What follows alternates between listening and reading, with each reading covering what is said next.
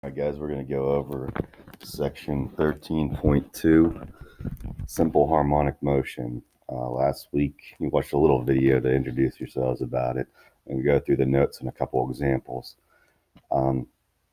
So, a few things for something to be in simple harmonic motion, abbreviated SHM.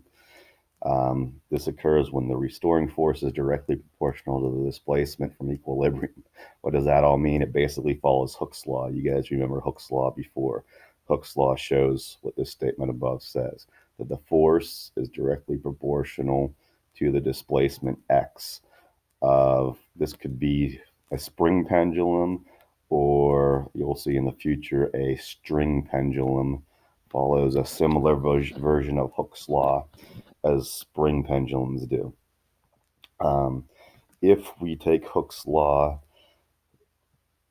F equals negative kx. Remember, the negative is just because the force is technically a restoring force.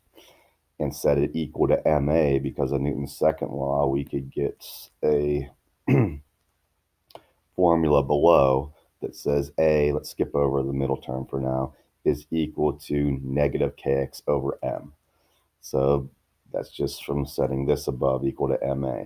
And also, this will be helpful later in the section, don't forget that this is just reminding us that a is also the second derivative of a position time function. All right. Any body, pendulum, whatever, that undergoes SHM is called a harmonic oscillator. In many periodic situations, we can approximate SHM as long as the amplitude is small.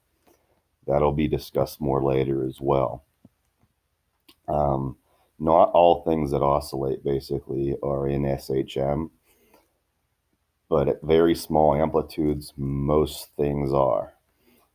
Anyways, this particular formula is for when things are or can be approximated as simple harmonic motion.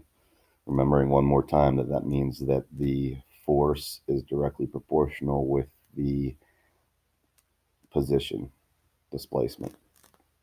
So remember, omega means angular velocity, or angular frequency more specifically now, and that equals the square root of k, the spring constant, over mass m. Simple little equation that relates those. A few other ones then, and I'm not going to read them all to you. You could look over here dealing with regular frequency f that we talked about in the last section and time period t, and you can mix and match all these equations. As long as we can say the object is in simple harmonic motion, these will all be true. All right, we're going to look at example 13.2 out of the PDF textbook given to you last week. Let's take a look at the problem. And by the way, this problem is on page 424 of the PDF version of the textbook. And it says, a spring is mounted horizontally, which is left end held stationary by attaching a spring balance to the free end and pulling towards the right. There's a figure we'll look at in a moment. We determine that the stretching force is proportional to the displacement. So that statement right there tells us that it follows Hooke's law, and if it follows Hooke's law, that basically is telling us that it's in SHM, and that a force of 6 newtons causes a displacement of 0.03 meters. We remove the spring balance and attach a 0.5 kilogram glider to the end, pull at a distance of 0.02 meters along a frictionless air track, release it, and watch it oscillate. First of all, A, we want to find the force constant of that spring, and B, we want to find the angular frequency, regular frequency, and period of oscillation. So let's look down at a figure of what's going on here. This is the first figure where a spring scale was attached to give us the force necessary to stretch it. And you can see that that was 6 newtons. And then we see that the glider is attached, and this is what's going to oscillate back and forth upon release.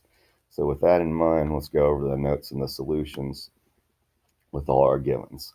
So because that's technically a restoring force, I put it as negative 6 newtons. We pulled it at displacement of 0.03 meters. And for part A, all we got to do is use Hooke's law to solve for that spring constant, K. We plug in the numbers and we can see we get 200 newtons per meter. In part B, we want to find omega, F, and T. And once we have K and the fact that we were given the M, all these should be pretty easy to find. So using the formula from above, omega equals the square root of K over M, we can find omega is 20 radians per second as the angular frequency. The normal frequency, which will come out in hertz as long as omega is in radians per second, is just omega over 2 pi, and that's 3.2 hertz. Don't forget that a hertz is a vibration or cycle per second, a full cycle, a full oscillation per second.